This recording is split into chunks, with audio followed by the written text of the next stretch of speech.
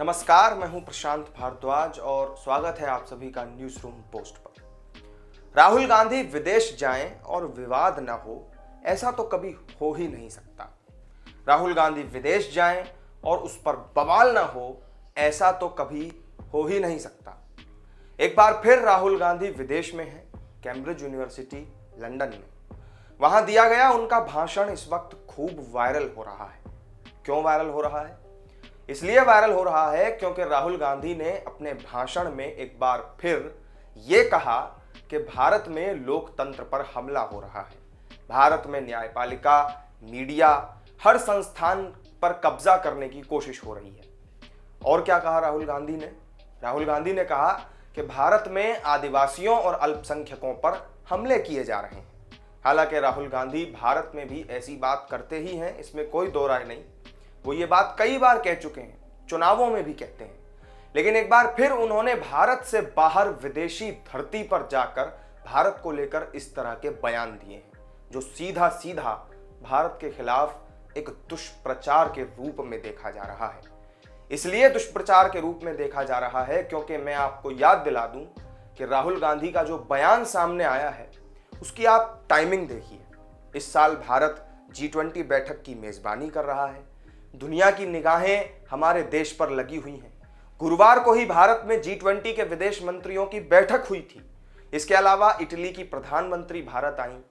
इन तमाम लोगों ने भारत की शान में कसीदे गढ़े, भारत की जमकर तारीफ की। और जब ऐसे लोग भारत की प्रशंसा कर रहे होते हैं, जब अंतर्राष्ट्रीय एजेंसियां ये कहती हैं कि भारत दुनिया का चमकता हुआ सितारा है, ठीक उसी दौरान राहुल गांधी का विदेशी धरती से ये बयान आ जाता है और फिर इस पर विवाद छिड़ जाता है। हालांकि ऐसा इससे पहले भी कई बार हो चुका है, जब राहुल गांधी विदेश गए हैं और उन्होंने विदेशी धरती से इस तरह के बयान दिए हैं। बीजेपी ने इस पर कड़ी प्रतिक्रिया जताई। बीजेपी ने कहा कि राहुल गांधी की आदत बन गई है कि वो भारत से बाहर जाकर भारत को ही बदनाम करते हैं। बार बार झूठ बोलना, विदेशी धरती का इस्तेमाल करना, विदेशी दोस्तों का, विदेशी एजेंसियों का इस्तेमाल करना, ये आदत सी बन गई है और भारत को बदनाम करने की आदत बन गई। ये नफरत राहुल गांधी जी की प्रधानमंत्री के खिलाफ तो हो सकती है, लेकिन देश को बदनाम करने की यह साजिश बार बार जो विदेशी धरती से होती है, कभी विदेशी दोस्तों के माध्यम से होती है, यह अपने आप में प्रश्न चिन्ह खड़ा करता है कि कांग्रेस का एजेंडा क्या है। वैसे आपको यह भी याद दिला दूं कि अभी गुरुवार को ही पूर्वोत्तर के 3 राज्यों के चुनाव नतीजे आए थे और इन 3 राज्यों में एक नागालैंड है, जहां करीब करीब 89% ईसाई आबादी रहती है। बाकी राज्यों की अगर बात करेंगे, त्रिपुरा, मेघालय, तो यहां पर भी आदिवासियों की बड़ी तादाद है, अल्पसंख्यकों की भी बड़ी तादाद है।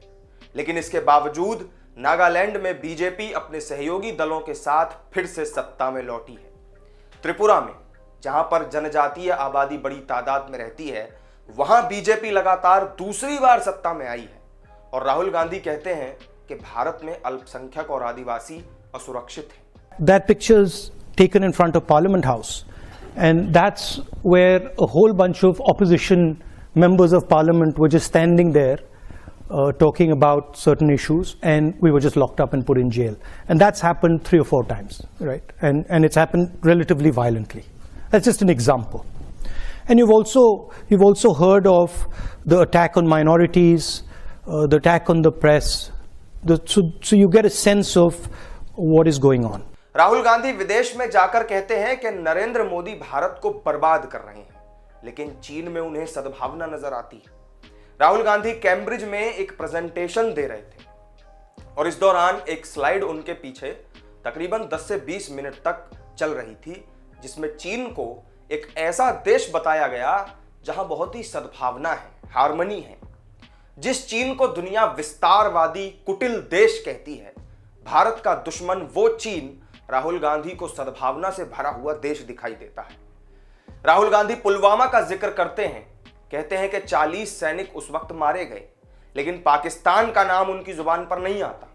ये कौन सी मोहब्बत की दुकान है, ये देश जानना चाहता है। अभी राहुल गांधी हाल ही में कश्मीर गए थे। वहां पर वो अपनी बहन के साथ अटखेलियां कर रहे थे, खूब एंजॉय कर रहे थे। उन्होंने लंदन में जाकर ये नहीं बताया कि कश्मीर बदल गया है, कश्मीर में अब आप स्नो स्कूटर चला सकते हैं, स्नो स्केटिंग कर सकते हैं, आप भाई बहन मिलकर वहां बर्फ से खेल सकते हैं। राहुल गांधी ने ये नहीं बताया, उन्होंने बताया कि कश्मीर एक ऐसी जगह है जहां हिंसा होती रहती है, लेकिन कश्मीर कितना बदल गया ये राहुल गांधी बताना भूल गए। कश्मीर में पाकिस्तान आतंकवाद फैलाता है ये बताना भी राहुल गांधी भूल गए। बीते कुछ सालों में देश की जनता ने कांग्रेस को तकरीबन 55 चुनावों में से 50 चुनावों में हरा दिया। शायद यही कारण है कि राहुल गांधी को भारत में लोकतंत्र खतरे में दिखाई देता है। यूं तो राहुल गांधी विपक्ष के नेता हैं और उनका काम ही है सरकार की आलोचना करना, इसलिए वो नरेंद्र मोदी पर, बीजेपी पर लगातार हमले करते हैं। लेकिन मोदी पर हमला करते करते राहुल गांधी भारत के खिलाफ भी दुष्प्रचार करने लगते हैं, और वो भी भारत से बाहर जाकर विदेशी धरती से। इस बार राहुल गांधी ने भारत के खिलाफ दुष्प्रचार करने के लिए चुना ब्रिटेन की कैम्ब्रिज यूनिवर्सिटी को। पेगासस जासूसी मामले को लेकर भी राहुल गांधी ने कहा कि मोदी सरकार उनके मोबाइल फोन में इसके जरिए जासूसी करवा रही है और इसकी जानकारी उन्हें एक खुफिया विभाग के अधिकारी ने दी थी। That's what I described. Capture and control of media and the judiciary, surveillance and intimidation. I myself had Pegasus on my phone. Large number of politicians have Pegasus on my phone, on their phone. I've been called by intelligence officers who tell me, listen, please be careful what you're saying on the phone because we are sort of recording this stuff. So this is a constant pressure that we feel.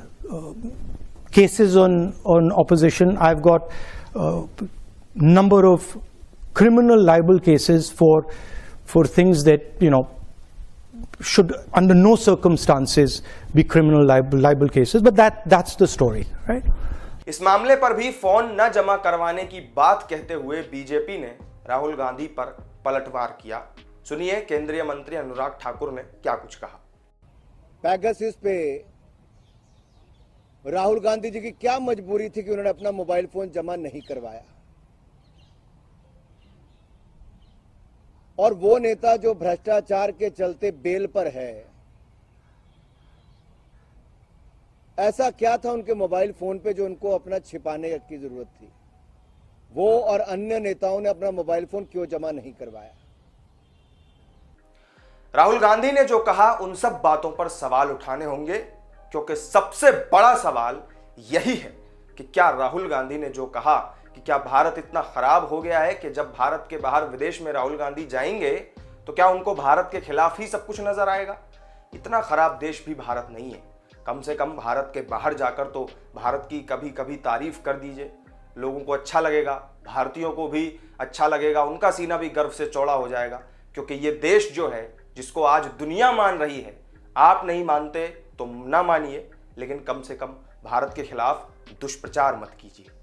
तो इस video में मेरे साथ फिलहाल इतना ही। राहुल गांधी के विदेशी धरती पर जाकर भारत को बदनाम करने के एजेंडे पर आपका क्या कहना है, कमेंट करके हमें जरूर बताइए। वीडियो पसंद आया हो तो लाइक और शेयर कर दीजिएगा और चैनल को सब्सक्राइब करना मत भूलिएगा। फिर मिलेंगे एक नई वीडियो में नई जानकारी के साथ। तब तक के लिए दीजिए इजाजत। नमस्कार।